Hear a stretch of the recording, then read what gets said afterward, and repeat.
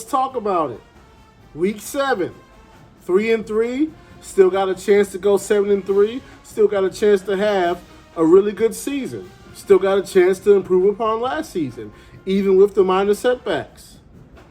So, what I'm looking for, and what I'm assuming the rest of Bulldog Nation is looking for, what we're looking for is we want to see, just as fans, as alumni, as graduates of the university, we want to see who has the heart, who really love this thing for real, who really don't want to go out like that, because we got to be honest about what's been going on. Yes, offensively we've been struggling, yes, but at the same time, to give up almost 300 passing yards to Livingstone and over 400 rushing yards to Virginia State, when you look at the total yards in the last 2 games, it's basically 900 yards given up in 2 games. Listen, that's wow. 900 essentially in 2 games. 75 points in 2 games, 2 CIAA conference games, not Ferris State and Valdosta State and West Florida. No. Livingstone and Virginia State. That's what we're going to be looking for. Heart. Yes, I'm sure we lost more games than we thought we was going to lose this year. I'm not going to lie to you. Me personally, I didn't expect no more than 2 losses. I figured, we lost the Davenport game, and I figured just being objective, Virginia State or Union, we was going to, probably maybe drop one of those 2. But that was it. I figured we were going 8-2 at worst. But hey, like I just said, we can still go 7-3. We got Virginia Union on Saturday. Keys to the game. First key is pride, is heart. Like at this point, it's just got to be some pride that kicks into it kicks into the team at this point. So it's just got to be pride at this point. Almost 900 yards in 2 games, 75 points in 2 games, and this is something, man, I couldn't believe what I saw when I saw this. You got Virginia State dudes trolling the coach. Listen, guys. You have guys from Virginia State commenting on posts from guys at Bowie State. To make it worse, you got guys from Virginia State clowning and trolling your coach. Hey, man, listen, if the 75 points ain't enough, the 900 yards ain't enough, if them trolling your coach ain't enough, listen, all I'm gonna say is this. And Bulldog Nation alumni, y'all know. If you've been paying any attention to CIAA football the last 2 years, you know what Virginia Union is about. They about running that football. Virginia State and Virginia Union are very similar in the sense that they don't even think about passing the ball. Maybe like 9 passes the whole game. Because they're going to run that rock. And I'm telling you right now, after what we just did the last 2 weeks, I know Jada Byers is licking his chops. Jada Byers is like, I know I'm going to eat this week. Guys, that's whew, man. I can't remember the last time in Bowie history where guys was like, man, I can't wait till that Bowie game. I'm going to go off. That's usually Livingstone.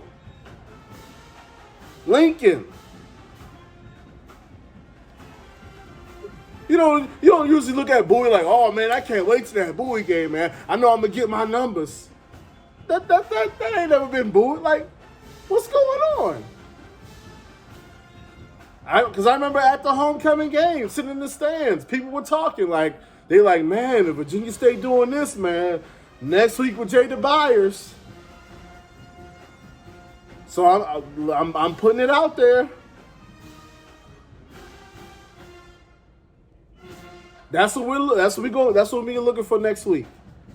Saturday. I can't wait. Hopefully it don't rain. You know, I'm trying to pull up. So hopefully it don't rain. If it's drizzling, I'm still coming anyway. But you know what I mean. It can be cold, just not wet. You know, I ain't trying to do all that. You know. But anyway, that's one of the keys to the game. Is our team going to have pride? We're not just going to give up all these yards and all these points. Guys not going to be circling this school on the calendar saying, man, I can't wait till that game. I know I'm going to get off that game. Because I'm telling you, because Jada Byers had a good game last year. It wasn't nothing like last week, but he had a good game last year. But even last year in that home game, that was a great game, by the way. Even though we lost, that was a great game. Went to overtime. We could have won that game. But even last year, they were a one-trick pony. It was Jada Byers or bust. They can't pass the ball at all. Receivers are not impressive. Quarterback is unimpressive. Defense really wasn't all that impressive. It was just getting Jada Byers loose. It's the same formula this year, except they're even worse at the other positions. So once again, key to the game, pride. Just not allowing people to troll your coach and run the ball all up and down the field on you multiple weeks in a row. Another key, gotta be physical. Gotta be physical in the run game. Everybody. D-line, linebackers, corners, everybody. Get to the ball, get the guy on the ground. Because that happened quite a bit in the Virginia State game. Some of those big runs didn't have to be big runs because there was somebody there to make the tackle. It's just, hey, man, that dude got away. I ain't going to lie. He had a day last week. He had a day. One man, 240 yards and 4 touchdowns. One person. I'm telling you, Jada Byers is looking at that like, oh, man. He doing that Birdman hand rub. So we're going to be watching. Some of us in person, some on the app.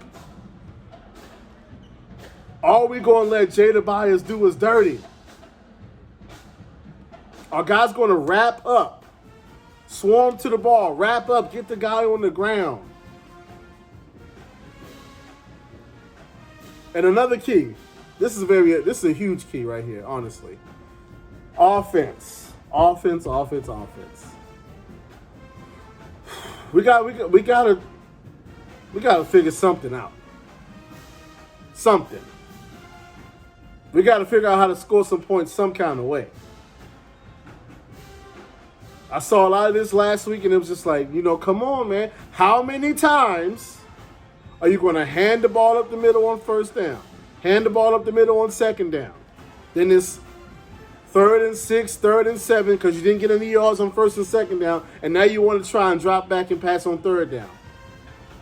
How many times are we doing run, pass? How many times? It's not working. It's time. Listen, we might have to try some reverses. We might have to try something. We got to get the tight end in the game more. Get him in on the blocking. Have him leak out maybe some short routes to the tight ends. We might have to do some hurry up, some quick offense. Like we might just have to go up tempo for stretches because it seems like when we go up tempo, we kind of get to move the ball a little bit more. So we might have to do some up tempo, roll the quarterback out of the pocket, get him on the move and get some quick throws. Listen, I know at Bowie State, and it's been a a huge source of pride at Bowie State. That we've been known as a high-powered offense for quite some time now.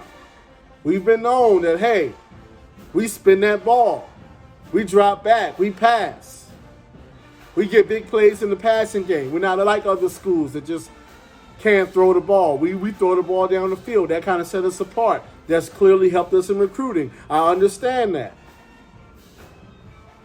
But at this point, we've played 6 games. To myself and to many of the other fans and alumni of the university, it is pretty clear that at this point in this season, the drop back pocket passing offense is not the most effective use of personnel this season. And you might say, you don't play football, you don't know how you know. I'm looking at the numbers and the results. The numbers and the results say that this is not the sit back in the shotgun. That's not us. This is a roll the quarterback out, QB design runs, pop passes, quick slants.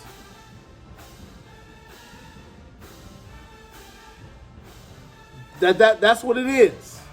Get the QB out in space, up tempo. Because, I mean, it's been 6 games. We have tried to sit back in the pocket and air it out. This might not be the year for that. Just being honest. This might not be the year for that.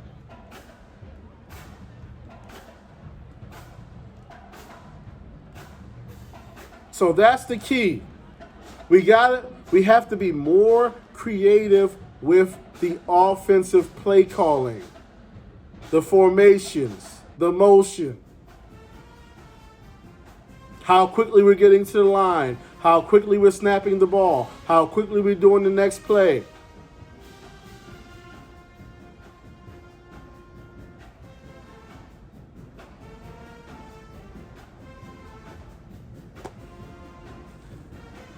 That's the thing. It's like I know guys have their systems and their philosophies and their ideas of what they want to do.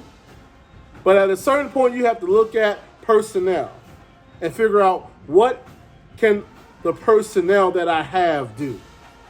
What's the most effective system for the players that I have? What are they good at? That's what we got to start looking at that. Whoever's behind center, what is he most comfortable doing? What are his most comfortable plays? What gets him into a rhythm? Let's try that.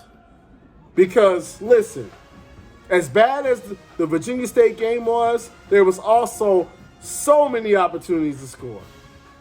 We scored an opening kickoff. We get the interception. Can't move the ball. Don't get any points from that. At the end of the half, moving the ball down the field, can't get in the end zone. Get 3 instead of 7. And there's been so many instances like that this year where we have gotten the ball with fantastic field position and couldn't do nothing with it. There's been that's kind of like, and I don't want to get too graphic, because it's a sports show. But you got your homeboy, man. He throw you the alley-oop with the chick. And for whatever reason that particular day, your equipment not working, not functioning. So he sets you up with a baddie. Can't even do nothing with it. There's been so many instances like that this season. But like I said, we have 4 games left. So much to play for. The question is, does the team feel the same way? As the alumni, the fans, that's what we're going to see. Because once again, I'm right now, They looking at the rest of the conference looking at Bowie like, oh, this they sweet for it, you know? A lot of those schools, they remember those 50s, 60s, 70s getting put up on them. Those homecoming losses, those home losses, those road losses. They remember those beatdowns. You think Virginia State was the only one that wanted to get a lick back? You think Livingstone the only one to get a lick back? Oh, no, trust me. Elizabeth City remembers, if I remember correctly, it was Elizabeth City. Caught a 70-piece not too long ago. They want some get back for that. Lincoln. Man. Many times we done beat Lincoln down. Lincoln wants some get back. And they feel like, look, we can score some points. We can get Bowie, especially at all them yards they giving up. So, listen, I'm just letting you know.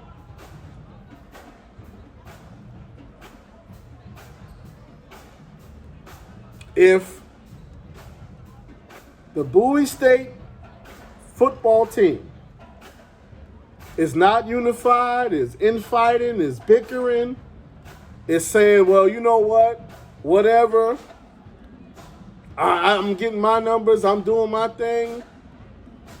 If that's the mentality, whoo, these last 4 games is going to get ugly.